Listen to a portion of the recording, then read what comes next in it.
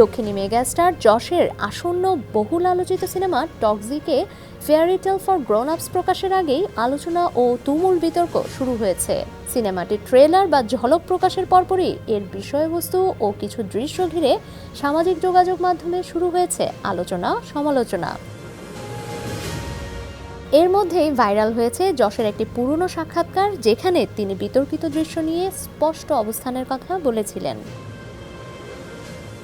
সিনেমার প্রকাশিত ঝলকে দেখা যায়, রণক্ষেত্রের মতো উত্তপ্ত পরিস্থিতির মধ্যেই যশের সঙ্গে এক নারীর অতি ঘনিষ্ঠ দৃশ্য। খ্রিস্টান গোরস্থানে গোলাগুলি ও মারপিটের ফাঁকে এমন দৃশ্য যুক্ত হওয়ায় প্রশ্ন তুলেছেন অনেক দর্শক। সমালোচকদের একাংশের মতে দর্শক আকর্ষণের জন্য এই দৃশ্যটি সস্তা কৌশল হিসেবে ব্যবহার করা হয়েছে, যা নারী বিদ্বেষী মানসিকতাকেও উস্কে দিতে পারে। এমনকি সামাজিক মাধ্যমে দৃশ্যটি বাদ দেওয়ার দাবিও উঠেছে। এই বিতর্কের মধ্যেই ছড়িয়ে পড়েছে যশের পুরনো এক সাক্ষাৎকারের ভিডিও। সেখানে তাকে বলতে শোনা যায়, আমি এমন কোনো দৃশ্যে কখনো অভিনয় করব না যা আমি আমার বাবা মায়ের সামনে বসে দেখতে পারবো না। এই বক্তব্য সামনে আসার পর নেটিজেনদের একাংশ অভিনেতা যশকে দ্বিমুখী বলেও কটাক্ষ করেছেন।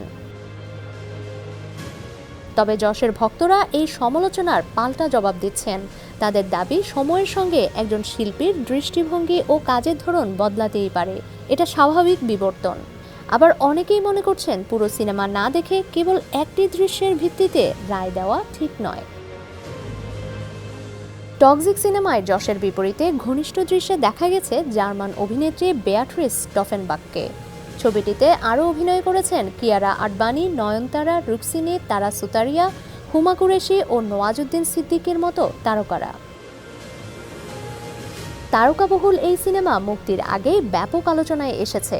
বিশ্লেষকদের মতে, মুক্তির পর এটি সন্দীপ রেড্ডি ভাঙ্গা পরিচালিত সিনেমা এনিমেলের বক্স অফিস সাফল্যকেও চ্যালেঞ্জ করতে পারে। ডেস্ক রিপোর্ট, সমকাল।